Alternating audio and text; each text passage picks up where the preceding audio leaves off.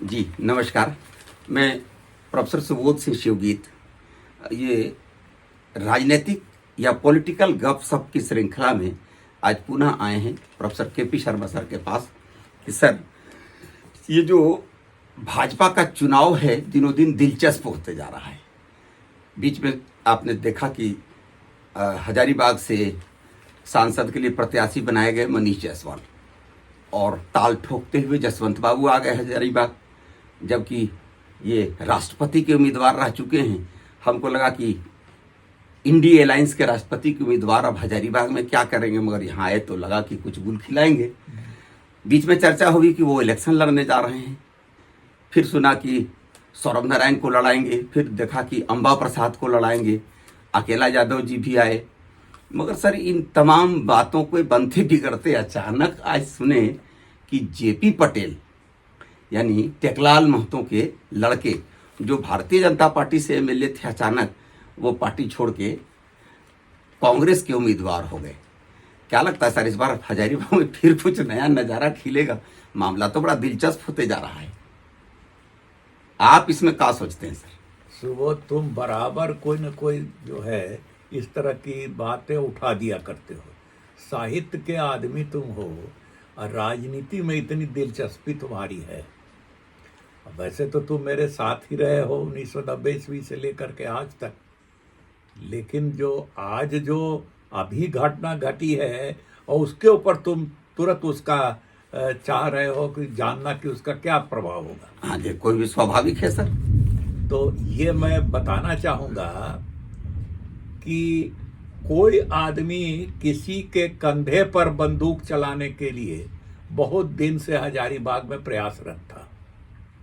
अच्छा। आज एक आदमी मिल गया जिसके कंधे से वो बंदूक चलाने के लिए जा रहा है। जी जी। मैं कहूँगा कि ये जेपी पटेल अपने से चुनाव में उतर गया है और राष्ट्रीय पार्टी को छोड़कर एक डूबते हुए नाव में चढ़ा है।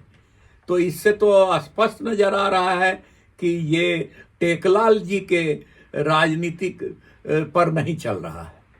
टेकलाल जी को आपको नहीं मालूम होगा सुबोध जी। क्या सर? जब मैं यहाँ राजनीति शुरू किया था उस समय टेकलाल जी बिशुनगढ़ प्रखंड के जनसंघ के अध्यक्ष रहे हैं। टेकलाल जी सर, वो तो जीएमएम में जिंदगी भर रहे। अरे नहीं भाई, यही तो आप लोग को पता नहीं है। अरे बापा, ये तो नए समाचार है सर। जनसंघ के प्रोडक्ट हैं और वो उस समय जंगल शक्ति का प्रभाव बढ़ रहा था। अच्छा अच्छा अच्छा। और वो जो है वो भाजपा छोड़कर, जनसंघ छोड़कर वो झारखंड पार्टी में चले गए। आज पुनः उस परिवार में वो जिन काम कर रहा था जनसंघ वाला, और वो जिन काम करते करते तो भाजपा में आ गए थे सर। तो वो भाजपा में आ गए। अभी एमएलए थे भाजपा से। भाजपा से एमएलए थे, लेकिन पता नहीं, उनको पता ही नहीं है कि पॉलिटिक्स में अगर किसी को ऐसा देखा गया, हम तो राजनीति विज्ञान के प्रोफेसर हैं और पढ़ते रहे हैं, रिसर्च इस पर है जी। कि अगर किसी प्रतिद्वंदी को अगर संट करना हो, पावर पॉलिटिक्स से उसके बाहर करना हो, राज्य के पावर पॉलिटिक्स से, तो उसको एमपी का प्रत्याशी बना दो। ये सारी तो आपकी पार्टी में वही हुआ, भारतीय जनता पार्टी में वही हुआ। जरा रुकिए तो हम बतावें। भाजपा से आए हुए हैं जसवंत बाबू। आज भाजपा क्या की है? महाराष्ट्र में जाइए तो अजीत पवार एक तरफ, शरद पवार एक तरफ, राज ठाकरे एक तरफ तो आदित्य ठाकरे एक तरफ। बिहार में आइए तो चिराग पासवान एक तरफ तो उसके चाचा पासवान दूसरे तरफ। झारखंड में परसों ही ने सुने आप सर कि एक तरफ हेमंत सोरेन है इंडिया अलायंस में, तो उनकी अपनी भौजाई अर्थात स्वर्गीय दुर्गा सोरेन की पत्नी सीता सोरेन आ गई भाजपा के तरफ। तो सर, जब हर जगह एक परिवार में एक बीजेपी तरफ, एक इंडिया अलायंस में, तो हजारीबाग में जो अभी राजनीति कर रहे हैं हमारे चचा आदरणीय यशवंत बाबू, पूर्व राष्ट्रपति उम्मीदवार, तो सर यहाँ 4 जगह भाजपा की तो 1 जगह कांग्रेस के तरफ से यशवंत बाबू भी कर दिए कि अब पटेल भी 2 तरफ। चंद्रनाथ भाई पटेल भारतीय जनता पार्टी में और जेपी पटेल जो भारतीय जनता पार्टी में थे कांग्रेस के तरफ।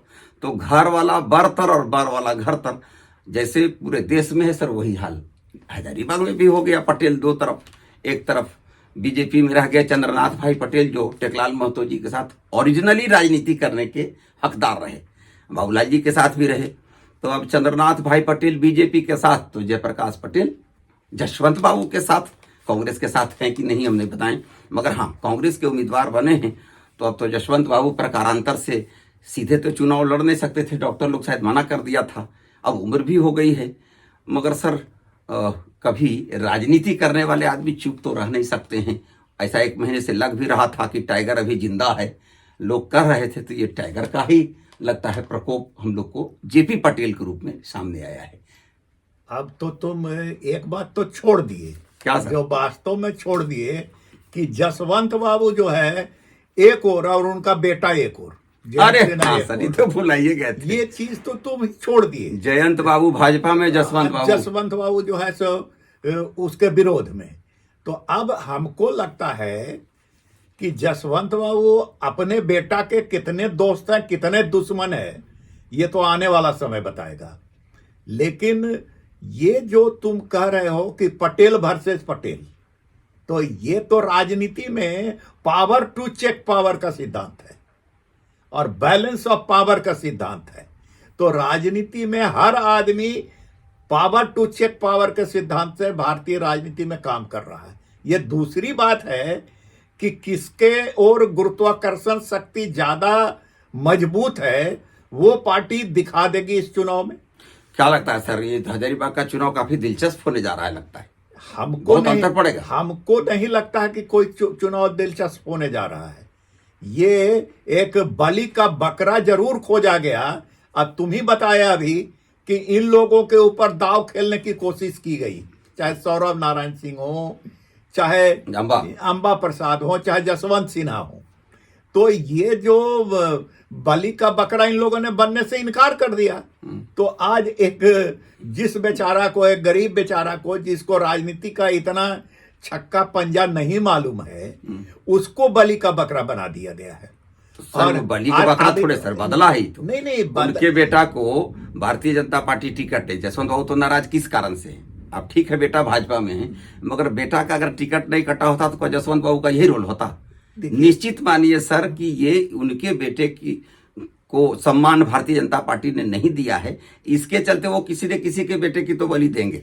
ये बलि की स्थिति है चुनाव में हरना लड़ना। कहा जाता है दुश्मनी से धाना हो, तो ऐसी लड़ाई लड़ाओ जिसमें जीत नहीं हो। ऐसा काम जसवंत बाबू ने कर दिया कि इसकी विधायकी भी गई। जेपी पटेल विधायकी की गई क्योंकि वो तो एंटी डिफेक्शन में आता नहीं, आ जाएगा, और उसकी विधायकी भी चली गई और वो सांसद भी नहीं बनेगा, इतना तय है। तो जसवंत बाबू जिसके साथ है सर, तो उसकी तो शक्ति बढ़ जाएगी ना। जसवंत बाबू के पास अगर शक्ति होती तो अपने बेटा को टिकट दिलवा दिए होते, या अपने खुद चुनाव लड़ लिए होते, या बेटा को बलि का बकरा बनाते। तो बेटा को बलि का बकरा, अगर इतनी ताकत थी जसवंत बाबू में, तो बेटा को ही चुनाव लड़ाना चाहिए था ना। बेटा तो सर भाजपा के साथ है, कैसे हटेंगे? नहीं तो ठीक है, तो तुम ही कर रहे हो, लेकिन दोनों एक ही घर में एक ही कमरे में रह के राजनीति कर रहे हैं। चित भी मेरा पट भी मेरा सर। तो ये चीज ठीक है। उनके बेटा जो है जसवंत बाबू से हमको तो लगता है कि ज्यादा लायक है, वो कम बोलता है, इसलिए उसके बारे में आप बहुत कुछ नहीं जान सकते हैं, ऐसा ही नजर आ रहा है। अब देखना होगा इस चुनाव में कि क्या जसवंत बाबू का पलड़ा भारी है या उसके बेटा का पलड़ा भारी। तो इनका लग रहा है जयंत जी चुनाव प्रचार में भाजपा के निकलेंगे, ऐसा तो लगता नहीं है सर। अब निकलेंगे कि नहीं निकलेंगे ये तो जयंत बाबू ही बतलाएंगे, हम तो नहीं बता सकते हैं। सर जब चुनाव हो रहा था राष्ट्रपति का, तो जसवंत बाबू का एक स्टेटमेंट आया था कि जयंत राजधर्म निभा रहे हैं और मैं राष्ट्र धर्म निभा रहा हूं। तो ये राजधर्म और राष्ट्र धर्म अभी क्या होगा सर हजारीबाग संसदीय चुनाव में? अब तो राज्य धर्म और राष्ट्र धर्म, राष्ट्र बड़ा है या राज्य बड़ा है, ये सोचना पड़ेगा। जसवंत सिन्हा ने जयंत को छोटा उसी दिन कर दिया। हम लोग हिंदुस्तान में राष्ट्र को पूछते हैं, राज्य को नहीं पूछते हैं। हम राष्ट्र को ज्यादा महान समझते हैं बशर्ते कि राज्य से। तो ये चीज आज जसवंत बाबू को से तुम पूछो, क्लासिफाई करवाओ कि राष्ट्र बड़ा है या राज्य बड़ा है, और कौन दोनों में जो है सो कौन आपको पसंद है? ये राजनीति विज्ञान के वो भी political science के हैं। पॉलिटिकल साइंस के आदमी हैं, वो भी बहुत- प्रोफेसर थे सर वो पॉलिटिकल साइंस प्रोफेसर नहीं थे, अच्छे स्टूडेंट माने गए हैं अपने समय के। तो इस बार पॉलिटिकल साइंस क्या करेगा? देखिए, पॉलिटिशियन ही एक दूसरे पॉलिटिशियन का सबसे बड़ा दुश्मन होता है, ये तो तुम जानते हो। विषय विषय से औषधम। तो इस बार सर एक बड़ा दिलचस्प मामला है। मनीष जायसवाल का भी एक दिन स्टेटमेंट पढ़ रहे थे कि वो भी आपके नेतृत्व में चुनाव लड़ेंगे। तो सर भारतीय जनता पार्टी का प्रत्याशी पॉलिटिकल साइंस के प्रोफेसर केपी शर्मा को नेतृत्व में गार्जियन मान के चुनाव लड़ रहे हैं, और उधर कांग्रेस पार्टी वाले जेपी पटेल सर, वो भी पॉलिटिकल साइंस के ही एक पुराने विद्यार्थी प्रोफेसर रहे, वित्त मंत्री रहे, के नेतृत्व में लड़े। तो दो पॉलिटिकल साइंस के जो विद्वान हैं, ये एक इंडिया अलायंस का को आशीर्वाद दे रहे हैं, और एक मैदान में साक्षात कृष्ण की तरह आप खड़े हैं रथ पर भारतीय जनता पार्टी के सर। तो मामला तो लगता है इस बार दिलचस्प होगा कुछ। नहीं, मुझको तो कहीं कोई कंटेस्ट नजर नहीं आ रहा है। भाजपा से कोई कंटेस्ट किसी का नहीं है। अब तुम दो प्रोफेसर के बीच, दो पॉलिटिकल साइंस के स्टूडेंट के बीच, तो उन्होंने तो अपना रास्ता बदल दिया था। जसवंत सिन्हा ने रास्ता बदल दिया।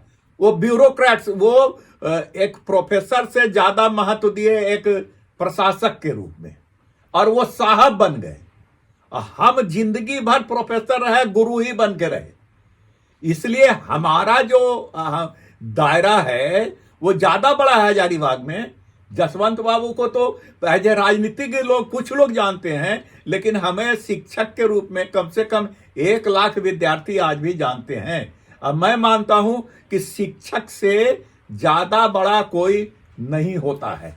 सर मांडू विधानसभा के बाहर जेपी पटेल चुनाव में जसवंत बाबू के ही प्रभाव से या कांग्रेस के प्रभाव से कहां तक बाजार बना सकते हैं? अरे ये तो आपको मालूम होना चाहिए कि 2004 में जसवंत बाबू भारतीय जनता पार्टी के प्रत्याशी थे जी जी, और 1,05,000 वोट से हारे थे हजारीबाग। वो तो बगावत की स्थिति सर, हम लोग सब उसमें नहीं तो गवाह हैं। ये कैसे समझते हैं कि वो जो है इनके कहने से भारतीय जनता पार्टी का कार्यकर्ता चलेगा? हाँ, इनके कुछ खास लोग हैं जो कैडर के लोग नहीं है भारतीय जनता पार्टी, पॉकेट के लोग, पॉकेट के जो लोग हैं वो हो सकते हैं उनके साथ, लेकिन भारतीय जनता पार्टी का कोई कार्यकर्ता उनके साथ नहीं है। अब तो पेड स्टाफ का जमाना है सर। चलिए सर, ये तो एक बात हुई। एक कल बड़े दिलचस्प घटना घटी मेन रोड में। एक आदमी बोला कि एक 80 चूहा खा के बिल्ली गई थी हज करने। तो वैसे ही हजारीबाग के ये वयोवृद्ध नेता की स्थिति है कि अपनी राजनीति के तो 28 साल कर लिए, तो 28-30 साल के से अधिक कोई पार्टी किसी को क्या पद देगा सर? जहां 17 लाख आबादी है, एक परिवार को बाप बेटा सहित 28 साल दिया, और 28 साल बाद भी उनको उम्मीद थी कि 280 साल तक राजतंत्र उन्हीं के परिवार में रहे। तो वो बड़ा बढ़िया दिलचस्प बोला कि जब बप्पा जमीनवा बेच दिल गई राष्ट्रपति बने के चक्कर में, तो बेटवा के दाखिल खारिज कैसे होते? जब बाप जमीन को हटा दिया राष्ट्रपति बनने के चक्कर में, तो फिर बेटे को वहां से हक कैसे रहा? तो निश्चित मानिए सर कि जयंत सिन्हा जी के इस हालात का मूल कारण तो उनके पिताजी ही हैं। चलिए सर, एक और प्रश्न बार बार उठा सर, सीता सोरेन के आने से क्या कुछ परिवर्तन आने जा रहा है राज्य की राजनीति में? देखिए, सीता सोरेन के पेशेंस को आप दाज दीजिए। वो जिसके हस्बैंड वास्तव में झारखंड मुक्ति मोर्चा को उन्होंने खड़ा किया था, जी जी, शिबू सोरेन उनके पिताजी थे। उन्होंने एक जमीन बनाई थी, लेकिन उस नींव को अगर किसी ने पुख्ता बनाया था तो दुर्गा सोरेन ने बनाया था, और आज उसी की कमाई जो है आज हेमंत सोरेन खा रहे हैं। और आप ये देखिए, इससे बड़ी क्या बेइज्जती होगी? जो सबसे छोटा भाई था उसको उन्होंने मंत्री बनवा दिया, और ये चूंकि उनकी भाभी थी, यह राजनीतिक कंपटीटर हो सकती थी, चूंकि दुर्गा सोरेन की वाइफ है, ओरिजिनल काम करने वाले, ओरिजिनल काम कहा, उसको इन्होंने किस तरह से नेग्लेक्ट किया, दूध के मक्खी की तरह किनारे रखे। तो आप ये मानिए कि उस महिला का मानिए, ये बात मानिए, तो उसकी पेशेंस की हद मानिएगा कि इतनी उपेक्षा के बाद भी वो शिबू सोरेन की सबसे बड़ी बहू है, हेमंत सोरेन की बड़ी भाभी है, उनके छोटे भाई की बड़ी भाभी है, और वो विधायक हैं। एक बार नहीं, 3-3, 4-4 बार विधायक रह चुके। भाजपा को इसका कुछ लाभ मिलेगा सर? बिल्कुल मिलेगा। जो लगा कि एक बड़ा आदिवासी फिगर आदिवासी फिगर ही नहीं, सभी लोग सोचेंगे कि ये सताई हुई महिला है और इसने जो है सभी प्रयास के बाद इन्होंने घर का त्याग किया है अपना, और सही निर्णय लिए और सही निर्णय लिया है, इसमें कोई दो मत नहीं है। चलिए सर, आज बहुत बातें हो गई ये राजनीतिक गपशप या पॉलिटिकल गपशप में। एक बात और सुन रहे सर, भारतीय जनता पार्टी ने जो पलामू में बीडी राम सर को बनाया, तो बहुत जगह विरोध भी हो रहा है कि नए कार्यकर्ताओं के चक्कर में जो पुराने जमीनी कार्यकर्ता हैं उनकी उपेक्षा हो जा रही है। चाहे कोडरमा की चर्चा लोग करते हैं, दुमका गोड्डा की बात करते हैं, तो सर ये बीडी राम सर वाले मामले में भी वहाँ अभी तक लोग सुनते हैं विरोध कर रहे हैं। ऐसा है सुबोध जी कि राजनीति आज की जो है वो विनिंग कैंडिडेट खोजती है, और जितना दाव सब राजनीतिक दल के लोग लगा रहे हैं जी जी। वो विनिंग कैंडिडेट सोचकर दाव लगा रहे हैं। तो भारतीय बीडी राम का विरोध अगर होना था तो ये तीसरी बार वो चुनाव लड़ रहे हैं, प्रथम बार ही होना चाहिए था, लेकिन उस बार उनका विरोध उस रूप में नहीं हुआ, मगर अभी हो रहा है। लेकिन अभी हो रहा है। मैं इस बात का समर्थन करता हूं कि जो जिन भारतीय जनता पार्टी के कार्यकर्ताओं ने जमीन बनाने का काम किया है, नींव डालने का काम किया है, नए लोगों के चक्कर में वो उनकी उनकी उपेक्षा हो रही है। ये इससे हम इनकार नहीं करते हैं, लेकिन भारतीय जनता पार्टी के पास मजबूरी ये है कि उसके पास जो पोल सर्वे आता है, उस पोल सर्वे में काम के आधार पर वो काम करते हैं कि विनिंग कैंडिडेट कौन हो सकता है, और सरकार बनाने के लिए हमें बहुमत चाहिए, और बहुमत प्राप्त होता है विनिंग कैंडिडेट से। ये तो हुई सर बात। अब तो हमको लगता है कि चतरा और धनबाद आज भी उसी तरह हुज्जत का हुज्जत पड़ा हुआ है। हमको नहीं लगता ऐसा, कि लगता है जैसे पिछली दफा एकदम अंतिम नॉमिनेशन की तारीख में धनबाद और चतरा का उम्मीदवार घोषित कर दिया गया। सर ये चतरा और धनबादी गांधारी का गर्व हो गया है सर, कुछ पता नहीं चल रहा है। ऐसा है कि मेरा अपना दिल इस बात को गवाह दे रहा है कि चतरा और धनबाद में पार्टी कैडर को ही टिकट मिलेगा। एकदम मेरा ये अपना मानना जो जमीन पर जितना काम करना है उसी के बीच से किसी एक आदमी को मिले। चलिए सर, भगवान करे कि किसी जमीनी कार्यकर्ता को मिले। फिर हम लोग मिलेंगे अगले सप्ताह किसी ऐसे ही पॉलिटिकल गपशप के साथ। तब तक के लिए विदा दीजिए। हम दोनों गुरु चेला आपको नमस्कार करते हैं। बहुत बहुत प्रणाम, धन्यवाद सर।